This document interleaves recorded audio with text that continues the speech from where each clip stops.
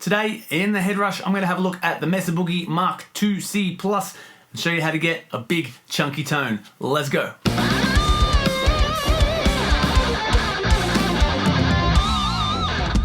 Hey, hope you're doing well. So I have slowed down a little bit on the HeadRush videos. I do apologise for that. However, I'm back and we're looking at some Mesa Boogie.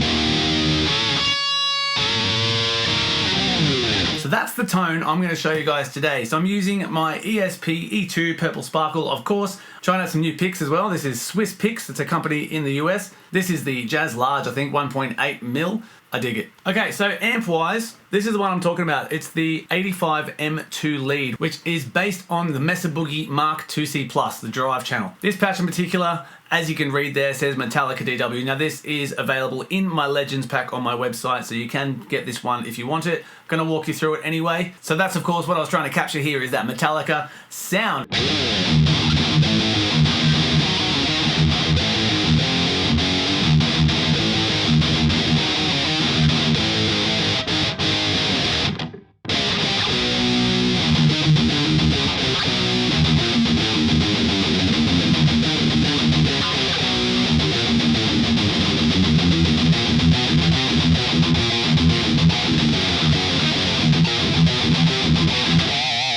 Now in this one, I am just using the stop cabs, but I'm using two. On that side, I've got the 65 watt with the dynamic 57 on axis, and on this side, the classic 30 watt with a ribbon 121. I like that combo. I think that works really well. I'm pretty sure I've included in the pack a second one where I've put an impulse response in it. To me, it doesn't quite sound as good.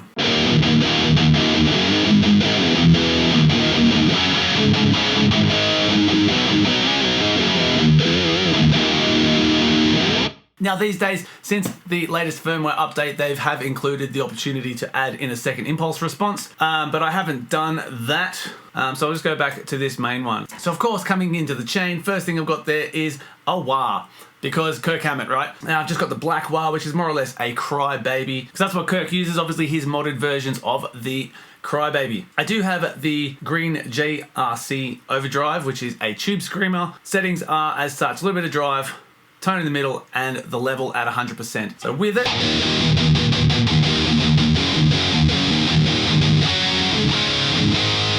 and without.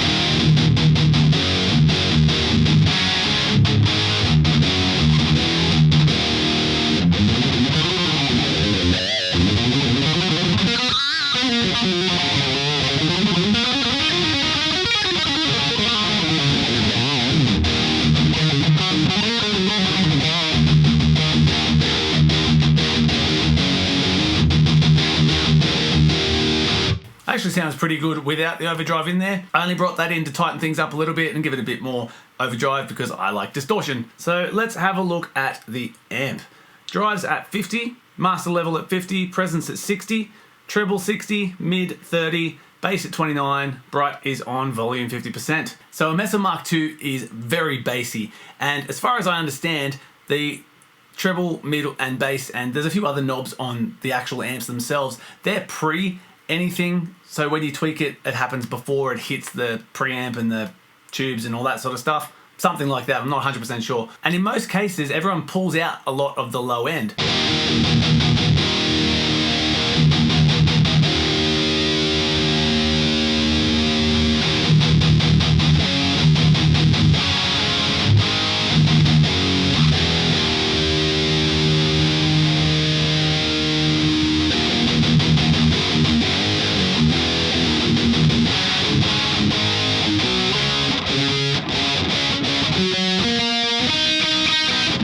I'll tune that. So boosting up, it just gets a bit too muddy. So I've cut that all the way back and even right down at this, I had it at 29%, 28 is close enough.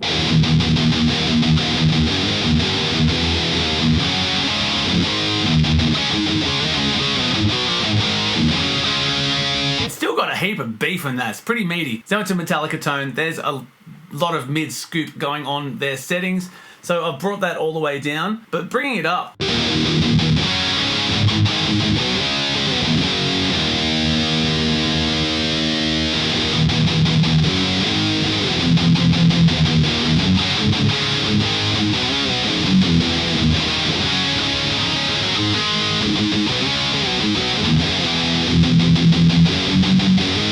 I just feel like it loses a bit of clarity if you had those mids too high. Anything lower than that just sounds dumb.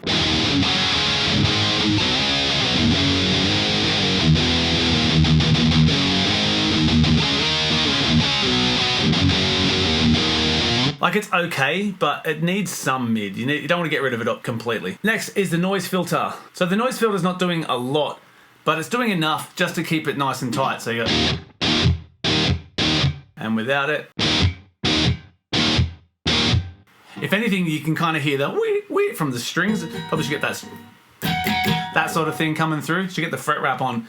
We've looked at the cabs. I really like having two cabs together. It's a good blend. If you think about it in a recording sense, more often than not, the sound guy is going to put two microphones on two different speakers on the cabinet. They're going to blend the two microphones to taste. So that's kind of what happens here. Now that graphic EQ there, that one's used for the solo boost, which I'll show you in a moment. Then I've got another graphic EQ in here. I'll show you what it's doing.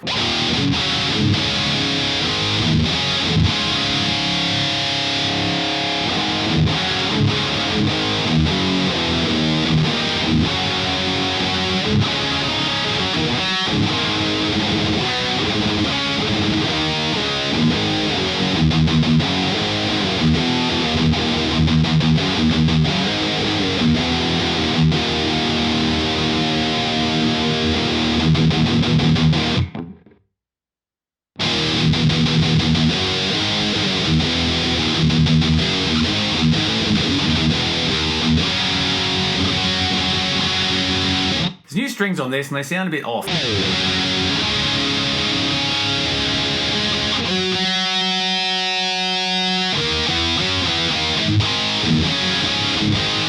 There we go, fixed it. So what I did here is I pulled some mid, I added in on the highs at 1.5. I think that really in particular gives a bit more clarity. So without that one,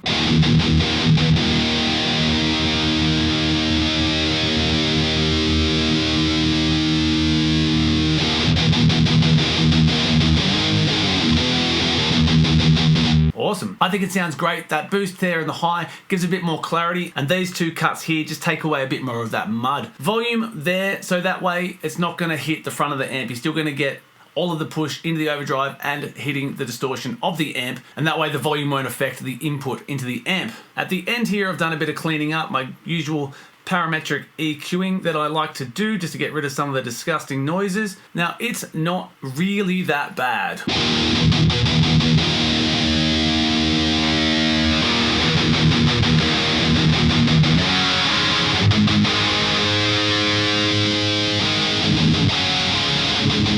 I lied, it was gross. So the parametric EQ, in my opinion, is necessary. You can copy those settings if you want. That's 1, that's 2, that's 3, that's 4. Tape echo, that comes in for the lead, and I've got a bit of, I think it's a room, no, it's a studio, at 30%, just to give the sound a bit of something. Without.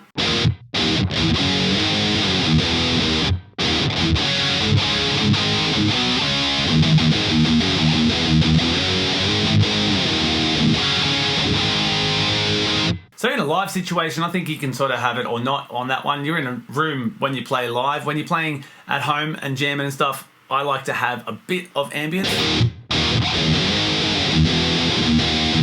Even though I'm in a room, I'm playing through speakers, and it just doesn't feel like a cabinet. So I'd like to have that sort of studio-ness or some kind of reverb on my rhythm tones especially. So that's more or less the sound. If I come into stomp mode, I've got 3 presets and the overdrive on and off. So riff, shred, and ambient, and that's the overdrive. So there's 3 simple scenes. Riff.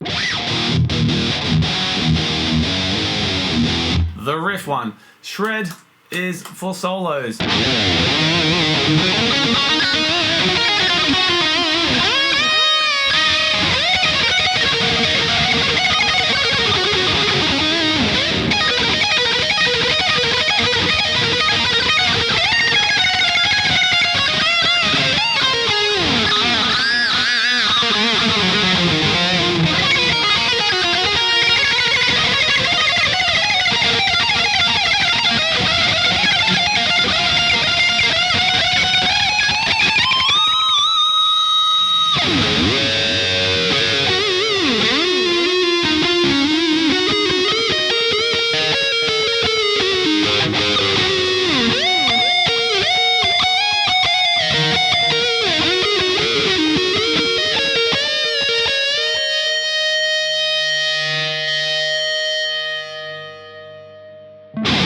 Of course, the wah is there, as I mentioned, for you to bring your wah in and be a Kirk Hammett wah man.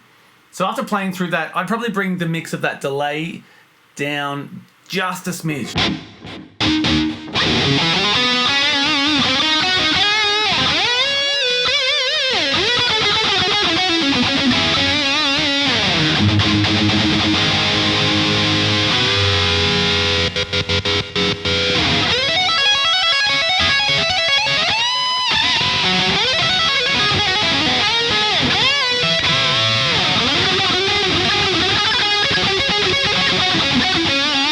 I feel like that sits a little bit better there. That's at 21. I find this tape echo to be pretty intense, and you don't have to adjust it much for it to become too much.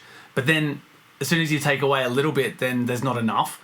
There's really, really fine balance with that one. On the shred patch, the reverb changed to the medium plate there as well. So it changed from just the studio, which I've set up looking like 77 decay, 79 tone, 22 pre-delay, and mix at 30.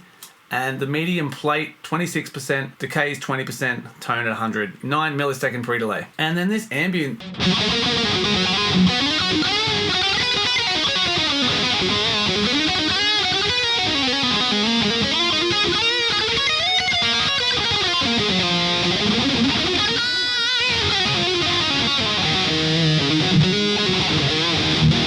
So that one, it looks like just I didn't include the graphic EQ. Different amount of reverb, different amount of echo on that. And then over there I've got the overdrive just on and off. These buttons are hard to press with my fingers. They don't work the same. So at the end of the day, this doesn't just have to be a Metallica tone. This is actually how I would run the Mesa Boogie Mark II that's in the HeadRush. It's got everything that I need. It's big, it's clear, it feels good to play.